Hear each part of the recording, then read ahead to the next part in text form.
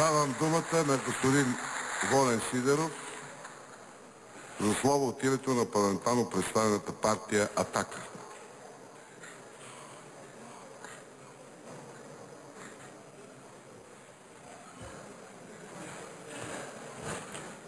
Дами и господа народни представители, драги журналисти, гости, тук от тази трибуна през 2005 година аз казах, че българският национализъм е незаобиколим фактор в политиката. Прав ли бях? Има ли някой от 2005 година тук? Прав бях. Предупреждавам и съветвам още в началото на словото си ръководството на ГЕРБ да не спекулира с никакви тройни коалиции, защото ще се сблъска с твърдия отпор на Атака.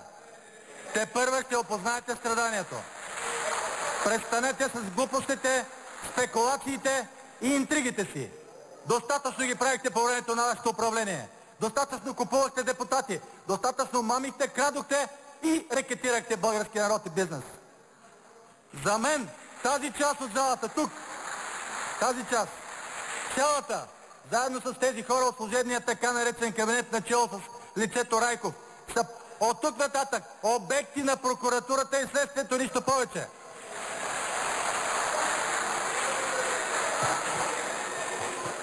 Преди 3 месеца хората излязоха на площадите и събориха корумпираното и некадърно управление на ГЕРБ. Казаха долу. ГЕРБ абдикира. Великото в кавички ръководство на ГЕРБ, което много се тупаше в гърдите, избяга от отговорност. А сега говори за отговорност. Аз, господин Сидеров, винаги съм заставал с лицето си, когато правя нещо. Не съм се крил като вас, когато купувахте депутати чрез вашите пионки тук в залата. Винаги съм заставал с лицето си пред хората, пред народа, пред пленарната зала и съм защитавал идеите си така, както умея. Аз умея, знаете. Така че престанете с спекулациите, престанете с интригите си и си дайте ясно съзнание къде сте, какво сте, какво направихте, за какво ще отговаряте. Защото народът даде... Народът е много мъдър, за разлика от някои псевдополитици, псевдопатриоти, които нарекоха избирателите лумпени и прости хора, защото не са ги избрали в парламента. Аз казвам от тази трибуна, българския народ е много мъдър. Той не даде властта нито на ГЕРБ, нито на БСП. Той постави Атака като свой коректив, като своите очи и уши. И ние ще бъдем този коректив.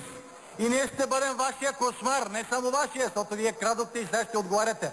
И вашия от тази страна, защото сега вече виждам съгласателството. Преди малко Борисов каза, че ще подкрепя Орешарски, а говори за съгласения. Кой ще подкрепя Орешарски? Борисов. Аз не съм казал, че подкрепям нито Орешарски, нито Баденов, нито Лесников. Аз няма да подкрепям фигури. Аз няма да подкрепям силуети, няма да подкрепям харизми.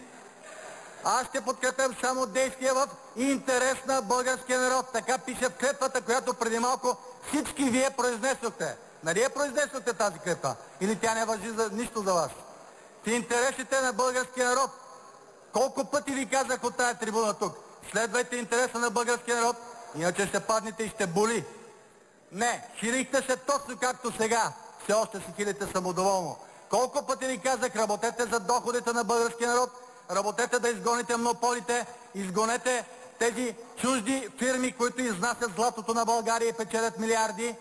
Не, вие се хилихте самодоволно и смятахте, че сте вечни и непоклатими. Сега усмивките ви леко по леко ще замръзват. Особено когато ще пишете показания за вашите деяния по време на управлението си.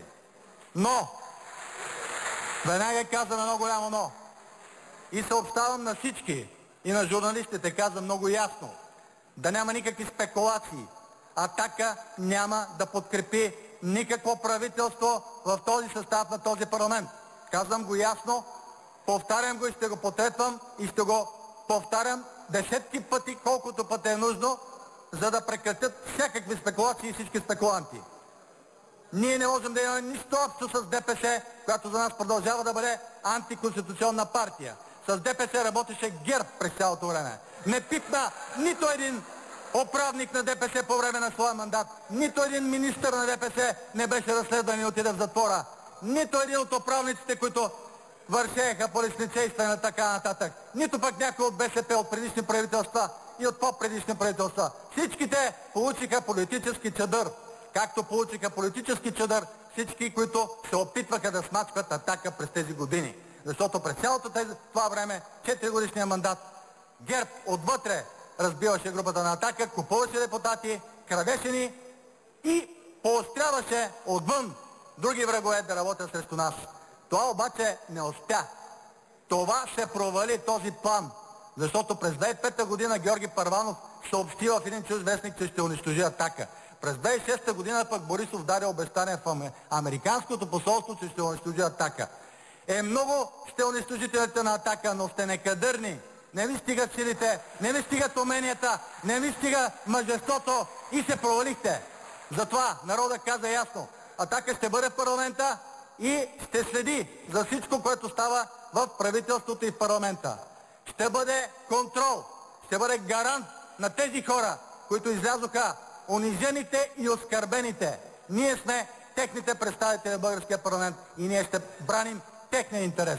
Няма да защитаваме лобистки кръгове, както правише ГЕРБ, няма да защитаваме олигархични кръгове, нито пък интересите на чужди държави, както правиха всички други партии тук присъстващи в парламента, с изключение на Атака.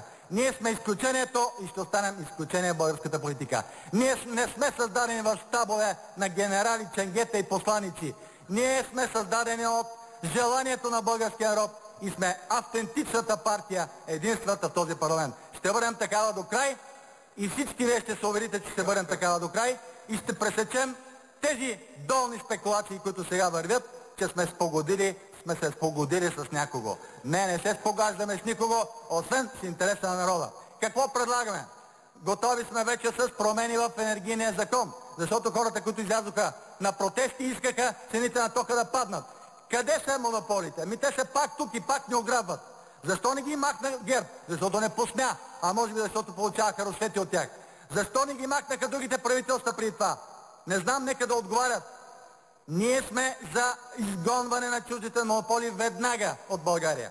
Този, който е на власт, изпълнителната власт, защото ние имаме 7,33%. Когато имаме 37%, аз ще сложа плана Сидеров и ще кажа: работим точка по точка по него. Сега ще ви гледам на вас Сидера и ще бъда контрол и гарант, че няма да изкривите нещо по пътя на интересите, лични, партийни и олигархични. Това ще бъде Атака. Гарантирам ви го, ясно ви го казвам. Трябва да се направят няколко неща много важни веднага. Да се свалят сметките на за тока. Имаме тези предложения. Този, който ще бъде премиер и министър-председател и кабинет, ние няма да го подкрепим. Няма да гласуваме и за председател сега, който бъде предложен от ГЕРБ, БСП и ДПС. Няма да предлагаме и заместник-председател. Ние не сме за постове в Народното събрание. Не искаме заместник-председател. Избирайте си го. Имате си достатъчно гласове. Народът ви даде достатъчно мандати. Споразумявайте се помежду си.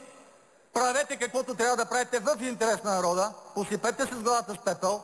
Покайте се за това, което правите и си влезте в ролята на народни представители. Направете полезните за България неща. Всички ще ръкопляскат и България и Атака ще каже: да, правилно. Ако не ги правите обаче, Атака първа ще каже: долу, оставка, протести, избори. Първи ще изляза навън и ще поведа протести, ако следващото правителство, което е да е то, пак повтарям, ние няма да подкрепим нито едно предложение за председател на парламента, откъдето и да идва то. Няма да предлагаме заместник-председатели в това ръководство на този парламент. Няма да подкрепим нито един министър-председател и кабинет, от когото и да е предложен той. Ние ще гледаме какво ще прави този, който получи вот, който състави кабинет и който тръгне да управлява. Ще искаме, ще настояваме и ще се борим с корупцията. Аз държа да работим с корупцията така, както до сега не се е работило. Ще излязат наяве всички далавери, правени от предишни правителства, начало с служебния кабинет, който направи няколко сделки вече и там има хора за следствие. Кабинета на ГЕРБ, предишното тройно управление и по-предишното и по-предишното. Както виждате, мъдрия и балансиран и много справедлив български народ не допусна в парламента тези, които колонизираха България през 1997. Костовци, сини и други там разновидности. Не ги допусна.